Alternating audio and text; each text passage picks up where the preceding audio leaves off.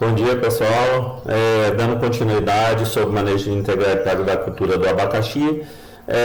Nesta videoaula a gente vai estar falando sobre o problema com cochonilha e com ácaro, né? Então são as duas últimas pragas que causam problema na cultura do abacaxi. Então o que a gente vê é que não são muitas as pragas, mas que essas que ocorrem podem causar perdas significativas, né? Então vamos lá, vamos falar agora sobre pragas que atacam talo, a folha, que são as cochonilhas, né? Em seguida os ácaros. Então nós temos aqui, né, cochonilha. Todo mundo sabe o que é cochonilha, né? Ela também é conhecida como pulgão branco ou piolho branco. Na verdade não é um pulgão, apesar de pertencer à mesma ordem, mas não é um pulgão, é cochonilha. Ela pertence à ordem Hemiptera e à família Pseudococcidia. Ela é conhecida como Dismicoccus brevis. Então, é uma praga extremamente importante da cultura do abacaxi, haja vista aqui a distribuição geográfica, né? Se vocês olharem aqui, toda a região de clima mais, vamos dizer, tropical, onde tem o cultivo da cultura do abacaxi, a gente vê que tem a presença dessa cochonilha. Você pode pensar assim, vem cá, mas como que tem toda essa distribuição no mundo inteiro, né? Pessoal, se a gente observar a forma de propagação do abacaxi, que é através de mudas, a gente já percebe, né? Então, se essas mudas forem colhidas, não for feito o tratamento adequado, a consequência é isso, a distribuição. E como a cultura do abacaxi se espalhou pelo mundo e não teve todo esse cuidado, resultou nisso, né? Então, a distribuição também da praga que já existia, né? Então, se a gente imaginar, a gente tem que imaginar outra coisa também. Cultura da cana-de-açúcar. A cana-de-açúcar, uma das pragas da cana-de-açúcar, também é essa cochonilha. Se você remover a bainha na região ali do nó da cana-de-açúcar, você vai verificar a presença dessa cochonilha. Ou seja, se eu cultivo abacaxi, eu tenho torceiras de cana na área, eu tenho que ficar atento também à cana-de-açúcar, porque pode servir de fonte de infestação para a cultura do abacaxi. Então, se você olhar aqui, está espalhado em todos os continentes praticamente, a não ser aqueles que são muito frios, né? Aí não tem como, né? Mas na região mais próxima da região do Equador, você tem a ocorrência dessa cochonilha. No Brasil, apesar de você verificar aqui, por exemplo, estado do Mato Grosso, sem a presença, é comum a gente verificar essa cochonilha ocorrendo por aqui, tá? Em grandes infestações. Então, nós temos que ter cuidado. Isso aqui é simplesmente por motivo de relatos, né? Você não tem trabalhos relatando a presença dessa cochonilha. Então, a Embrapa termina divulgando só onde existem os relatos. Tá? Então, mas na verdade já ela está presente em todos os estados. Então, ocorre em todas as regiões produtoras do mundo. Então, imagine o tamanho da distribuição, né? Como é que os prejuízos e os gastos que tem que ter para controlar essa cochonilha. No Brasil, encontra-se disseminado em todos os estados produtores. Tá? Tanto o produtor em grande escala como em pequenas áreas de produção. Hospedeiro, só para vocês terem uma ideia, nós temos o arroz, batatinha, algodão, banana também, milho, sorgo, cana-de-açúcar e outras culturas também. Então é uma praga que a gente chama praga cosmopolita. Cosmopolita está bem distribuída, né? Pelo mundo inteiro. É uma praga polífaga, ou seja, ela tem várias plantas hospedeiras. Então, quando você vai cultivar o abacaxi, você tem que ver quais as plantas que você tem próximo e se não tem a presença dessa cochonilha. Então, as fêmeas, essas cochonilhas, as fêmeas apresentam corpo oval e são recobertas por secreção purulenta. Então, na verdade, a cochonilha ela tem coloração rosada. O que você vê de branco é cera, que é jogada sobre o corpo, né? São ceras produzidas por glândulas de cera do próprio inseto e depois é jogado sobre o corpo. Com essa secreção, elas medem cerca de 3 milímetros, com a secreção, 3 milímetros de comprimento. Então, você vai ver isso aqui, ó. Essa foto eu tirei em 2005 aqui em Alta Floresta. Nós fomos fazer um experimento com abacaxi e as mudas estavam altamente infestadas. A gente teve que fazer tratamento antes de fazer o plantio. Isso aqui, pessoal, dê uma olhada aqui, a quantidade. Essas pequenininhas são ninfas de primeiro instas, ou seja, estão em início de desenvolvimento. Isso aqui são cochonilhas adultas. Então, a quantidade de indivíduos que cada fêmea produz é muito grande. Olha lá. Corpo com a coloração meio rosada e vai sendo coberta com uma secreção purulenta, branca, né? Uma cera. Então, pessoal, as ninfas chegam a medir em torno de 0,5 milímetro e o adulto 2,5 milímetro. A fêmea e 1,2 milímetro o macho. Os machos adultos são menores, alado, ou seja, eles voam de uma colônia para outra e para ocorrer o acasalamento, né? Então, só o macho consegue voar. Ele tem um par de filamentos caudais longos. Olha aqui, ó. Então, ó, esse filamento aqui. Então, o macho ele tem asa, a fêmea não. Então, a fêmea fica ali naquela colônia, enquanto que o macho se desloca entre uma colônia e outra. Períodos quentes e úmidos são os que oferecem condições mais favoráveis ao seu desenvolvimento. Isso aqui, pessoal, para a maioria dos insetos. Tá? Quente é uma condição favorável. Claro que tem uns que preferem quente e seco, outros preferem quente e úmido. Então, agora é uma condição ideal, ou seja, a umidade está aumentando e a temperatura também se mantém alta. Então, é uma condição favorável para o crescimento populacional. E claro, a gente vai estar cultivando abacaxi nesse período, né? Então, interesse, se você não tem irrigação, você vai plantar o abacaxi agora, tá? No início das chuvas, né? Se você tem irrigação, você pode plantar a qualquer época, escalonando para também sua produção ser escalonada. Normalmente são encontradas na base das folhas e nas raízes, ou seja, próximo à base da planta, lá na base da planta. Aí ali você tem raízes, por isso se chama ataque também nas raízes. Cada fêmea pode gerar em média 295 descendentes, quer dizer, em torno disso. Pode produzir mais ou produzir menos, na média em torno de 295 descendentes. Sendo em média 2 ovos colocados por dia. Então a longevidade dela é muito grande. Quais são os sintomas? Folhas vermelho bronzeadas e flácidas. Você pode verificar aqui, ó. Então, a planta passa a assumir essa coloração, em vez de ser toda verde, ela começa a aparecer um tom vermelhado. E outra característica, a extremidade da folha, ela dobra. Ela tende a dobrar para baixo, porque essa folha vai enfraquecendo. Então, a tendência é que dobre, tá? Ela vai perdendo a turgescência.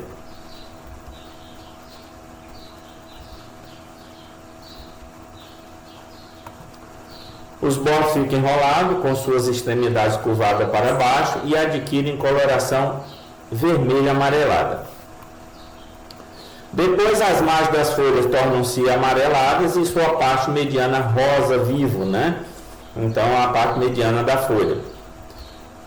As folhas encontram-se ressecadas, cor de palha e o sistema radicular muito debilitado. Isso é a evolução do sintoma. Então, a tendência é a planta morrer, dependendo do ataque. Isso quer dizer que é um ataque intenso, pessoal. Então, as toxinas são responsáveis por isso. Então, quando a cochonilha suga, a seiva ela injeta toxina e leva a isso. Então a gente tem que ficar muito atento ao início desses sintomas. Claro, a sua primeira atenção, a gente vai ver quando a gente falar de medidas de controle, que a sua primeira atenção é a qualidade das mudas. Essa é a primeira atenção que a gente tem que ter.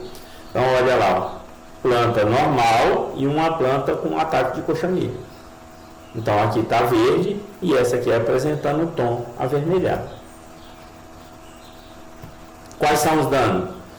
Paralisação das raízes do desenvolvimento do sistema radicular. A raiz paralisam o crescimento e apodrece, né? Então essas raízes param de crescer e em seguida apodrecem, devido à ação das toxinas. Os frutos pequenos e sem valor comercial é uma característica, o fruto não se desenvolve, claro, você não tem um sistema radicular efetivo, a planta apresenta pouca reserva, o fruto também vai ter um atraso no desenvolvimento, ou não vai desenvolver. Então o que vai acontecer às vezes é que você pode colocar um fruto no mercado de tamanho pequeno. Claro que isso não é incomum aqui na nossa região, você ter frutinhos pequenos sendo comercializados a um valor mais baixo. As perdas podem ultrapassar 70%.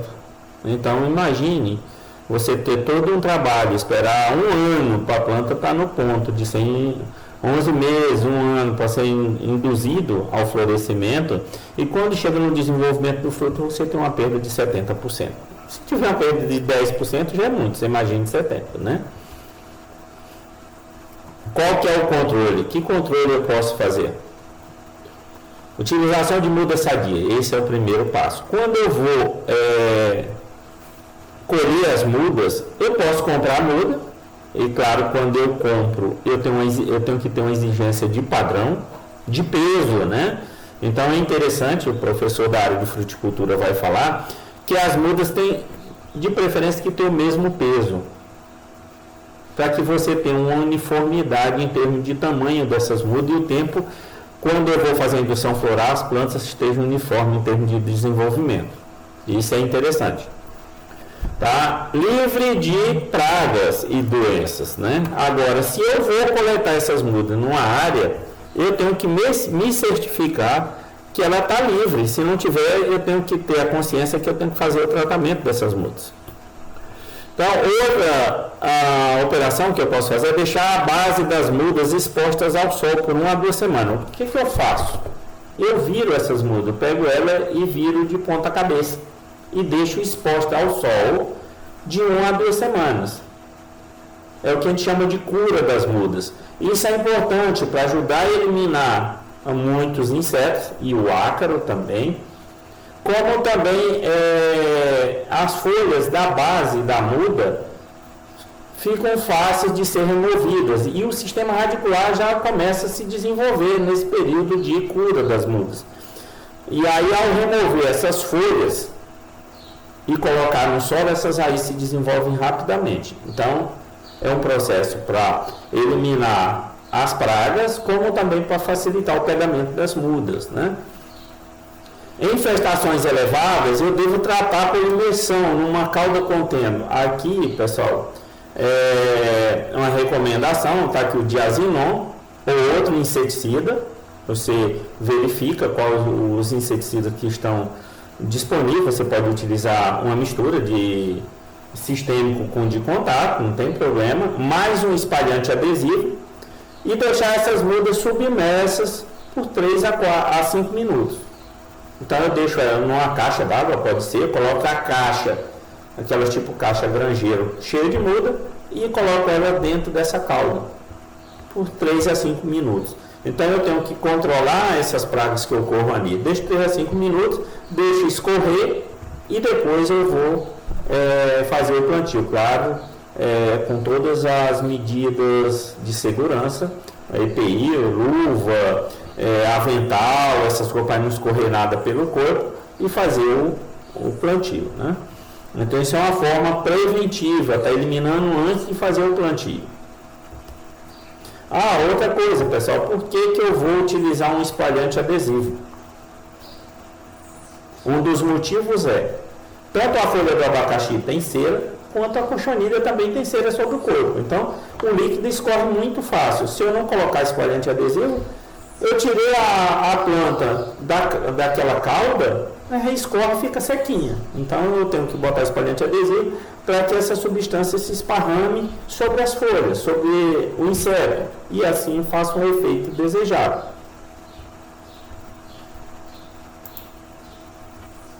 Então, que produto eu posso utilizar para controle da cochonilha? Então, eu coloquei aqui o link, a gente pode acessar o link clicando aqui.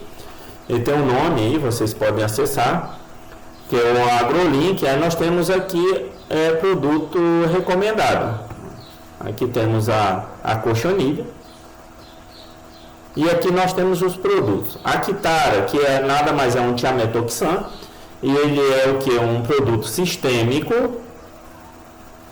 Evidence, que é um imidacloprid, que também é sistêmico.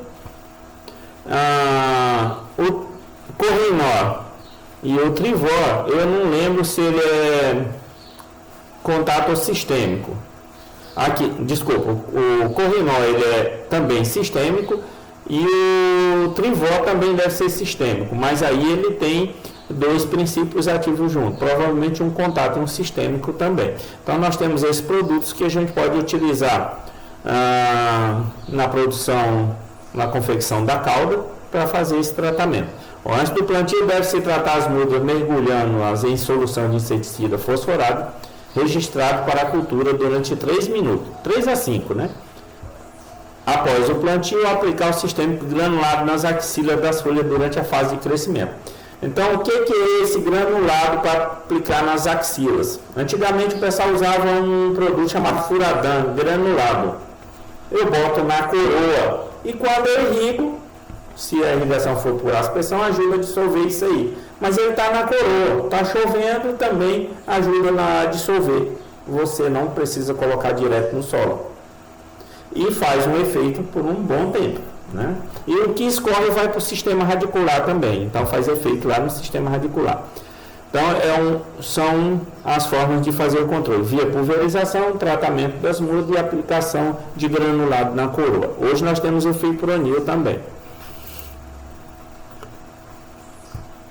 Tá.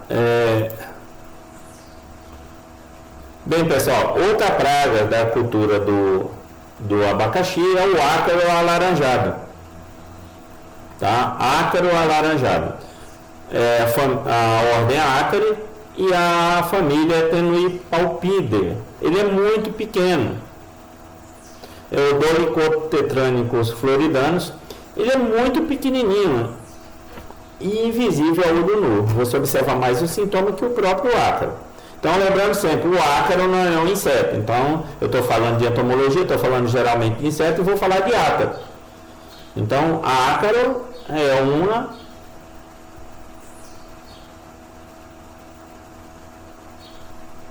a parte, né? Deveria ficar junto lá com o nematóide numa disciplina à parte, mas a gente fala dentro da entomologia porque ele não é, vamos dizer assim, não tem nada específico para ele. Então é uma classe diferente, né? Classe aracnídeo. Então, quais são os hospedeiros dessa praga? Pode atacar orquídeas, bambus e algumas gramíneas. Então, temos que ficar esperto quanto a isso. Quais são as condições favoráveis? Período quente e seco. A gente viu que a cochonilha é quente e úmido. E o ácaro quente e seco, ou seja, no período seco para o período de chuva, ele tende a crescer a população e a cultura do abacaxi vai, como fica um ano, ou próximo de um ano, até induzir o florescimento, contempla, né, essas duas pragas, né? Você tem período seco e tem período de chuva. Distribuição. Nós temos aqui a mesma situação da cochonilha. É transportado via muda, então ele ocorre pelo mundo inteiro onde se cultiva abacaxi. E no Brasil, mesma situação da cochonilha, só não ocorre onde não tem relatos divulgados, né? Então, a bioecologia, o corpo é alongado, medindo 0,3 a 0,36 milímetros de comprimento. Então, imagine o tamanho. Mede isso aqui. Se uma mosca branca já é difícil de ver, imagine uma cochonilha, imagine um ácaro com 0,3 a 0,36 milímetros. Muito pequeno. Então, o interessante é claro que você agrônomo sabe disso, né? Muita gente fala. Sempre carregar uma lupa de bolso faz parte de um canivete, faz parte da vida do agrônomo. Então é interessante vocês sempre carregarem para fazer essa identificação a campo, se preciso for. Os danos localizam-se na parte aclorofilada. Guarde bem esse termo aqui. A aclorofilada significa sem clorofila da folha, causando lesões. Onde é que fica essa região aclorofilada? Na base, lá na base, onde a folha fica fixa ali ao talo. Então tem uma regiãozinha ali que é branquinha. Então ali onde o ácaro fica, porque é uma região que não é tão lignificada, é mole o tecido, é mais fácil dele se alimentar. Então a região é essa aqui, ó. Se pegar com essa região, quando você verificar essas manchas, que é uma coloração mais rosada e de repente vai necrosando, é um sintoma de ocorrência do ácaro. Maiores problemas em mudas novas, ou seja, muda em início de desenvolvimento. Por isso que o tratamento é importante para eliminar também esse ácaro. A cura das mudas também ajuda a diminuir a população. Qual que é o controle? Vamos dizer, o controle desse ácaro. Destruição de restos culturais. Quando eu termino a colheita do abacaxi, que eu retiro as melhores mudas de tamanho padrão para um novo cultivo, os restos, o que sobra eu tenho que eliminar de alguma forma. Você pode fazer composto, fazendo o quê? Passando num triturador e esse resto servir de fazer compostagem. Ou eu posso enterrar esse material, também que vai virar adubo no solo. Mas eu evito que tenha uma fonte de infestação, mas eu tenho que eliminar todos os restos de cultura, ou incorporar, passar grade e incorporar esse material.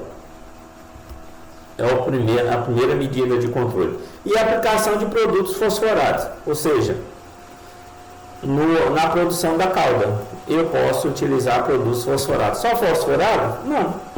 Outro produto que seja recomendado para a cultura e recomendado para a preparação da calda. Hoje nós temos também misturas que você, como agrônomo, pode fazer.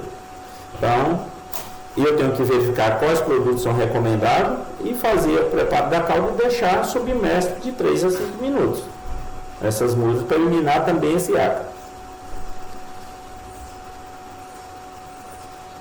Bem, pessoal, aqui mostrando, né, depois das mudas terem passado por um processo de cura, tá? A gente removendo as folhas da base, a gente já vê que as raízes estão bem desenvolvidas aqui, para depois colocar no campo. Claro que essa muda aqui é uma muda muito grande, não é ideal, mas na época a gente só tinha essas mudas, tá? Eu peço que vocês não falem para o Oscar, que eu coloquei essa foto dele, né, porque não estava no melhor momento, né, aqui, ó, se você olhar, então ele não vai ficar nada contente se vocês disserem que viram essa foto dele parecendo banguela, né, mas é aqui só para mostrar o processo, né, a pós-cura, o que a gente tem que fazer para fazer o plantio. Bem, pessoal, era só isso, eu queria agradecer a vocês. Anotem as dúvidas sobre cultura do abacaxi, cultura da banana, para que na sexta-feira agora nós possamos, na verdade amanhã, né, no horário, vão começar às 8 horas, vou passar no WhatsApp para vocês que hora vai começar, para a gente ter uma reunião online, para tirar dúvidas sobre cultura do abacaxi, sobre cultura da banana e, claro, sobre outros assuntos que vocês queiram abordar. Então, estaremos lá à disposição e aí é presencial, é mais fácil vocês tirarem as dúvidas e aguardem as informações que eu vou passar via grupo do WhatsApp. Obrigado a todos e tenham um bom dia.